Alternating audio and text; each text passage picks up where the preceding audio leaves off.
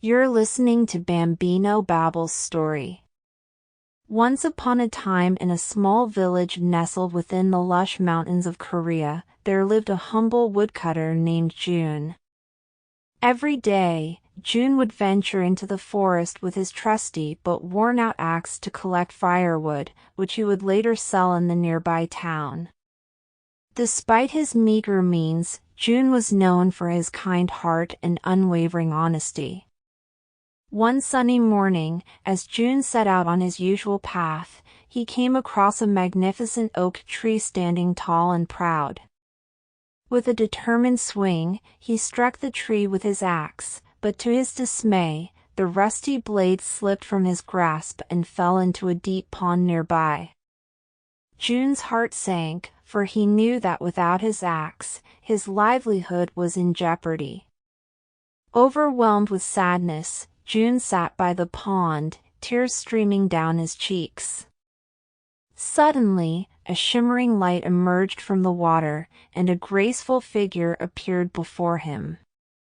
It was a fairy, a beautiful, ethereal being with wings adorned in iridescent colors. "Do not despair, dear woodcutter," the fairy spoke with a soothing voice. "I am the guardian of these woods, and I have witnessed your honest heart and pure intentions. As a reward for your integrity, I shall grant you a special gift." With a wave of her hand, the fairy conjured a golden axe and presented it to June. The woodcutter's eyes widened in astonishment at the sight of the magnificent tool. However, before he could claim it as his own, the fairy posed a question. "Is this the axe you have lost, dear woodcutter?" the fairy asked, her voice filled with curiosity.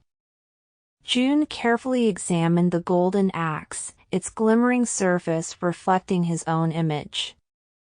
Despite its undeniable beauty, June remained steadfast in his honesty.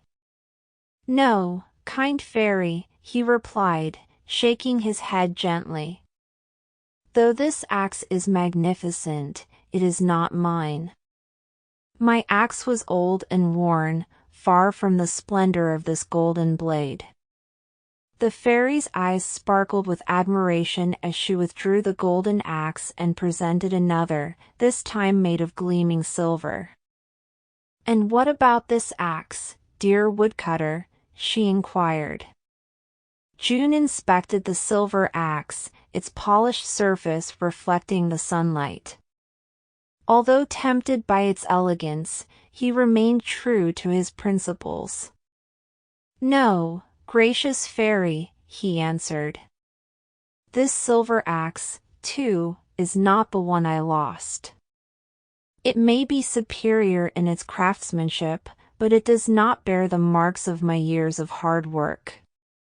Impressed by June's unwavering honesty, the fairy smiled warmly.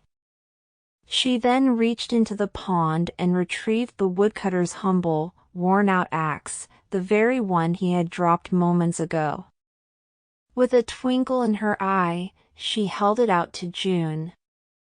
"And what about this axe, dear woodcutter?" the fairy asked, a knowing smile on her lips. June's heart leaped with joy as he recognized his beloved tool. "Yes," he exclaimed, a wide grin spreading across his face. "This axe is mine. I can tell by the scratches and the worn handle. It holds the essence of my hard work and dedication." The fairy applauded June's honesty and integrity. "You have proven yourself to be a rare soul, deserving of a greater reward," she said. In a magical display, the fairy transformed the golden and silver axes into shimmering gold and silver coins, more than June could have ever imagined. Overwhelmed with gratitude, June bowed deeply before the fairy, his heart filled with both joy and humility. With the newfound wealth, he no longer needed to struggle to make ends meet. He returned to the village, where he happily reunited with his old mother.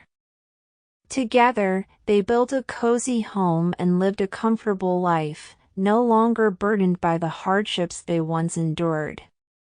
Word of June's incredible encounter with the fairy spread throughout the village and beyond.